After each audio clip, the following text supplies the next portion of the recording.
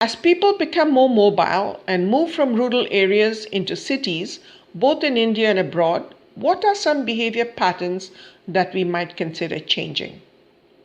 Let me start with personal hygiene. In India, most of us have a good habit of the daily bath, but often our clothes are not washed as frequently.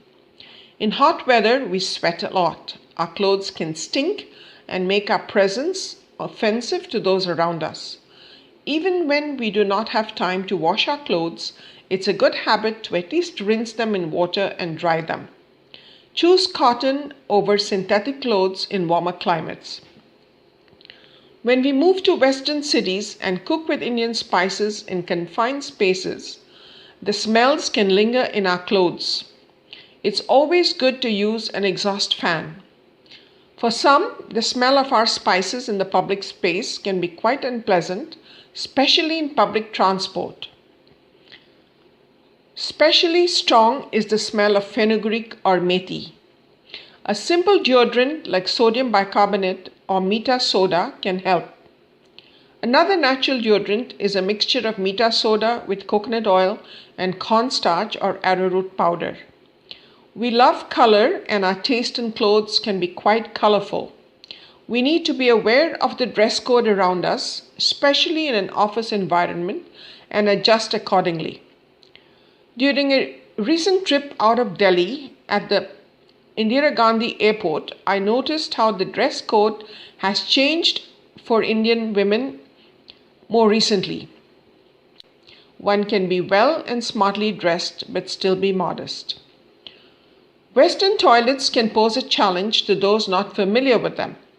They are to sit on, not squat on. If you must squat, please lift the seat so it's not dirtied with dirty feet or shoes. In the West, bathrooms are always mop dry, which is more hygienic, as mold can form on moist surfaces, mosquitoes can breed in water, and it's also easier to slip and fall on a wet floor. Another source of bad odor can be our feet. In hot weather, I personally sweat a lot on my feet. In summer, I avoid rubber synthetic footwear and go for leather sandals. I wear sneakers to walk, but make sure my socks are washed. Stinky socks stink. Our hands and feet should be clean and our finger and toenails should be trimmed and clean.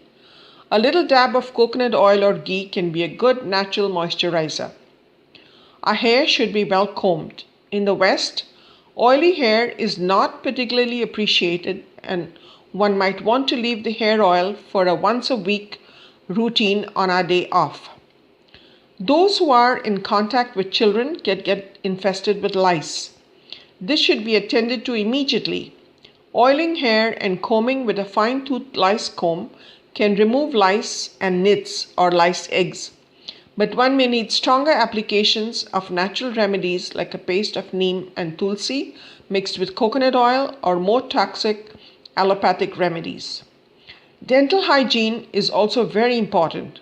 Bad breath can put people off. It's good to develop a habit of brushing teeth and using dental floss after meals. For those who can afford it, a dental checkup and cleaning should be done at least once a year. Avoiding refined sugars and mithai, chocolates and cold drinks will prevent tooth decay and bad breath. Last but not least, don't forget to smile. For Forward Wellness, this is Silvia Kostka.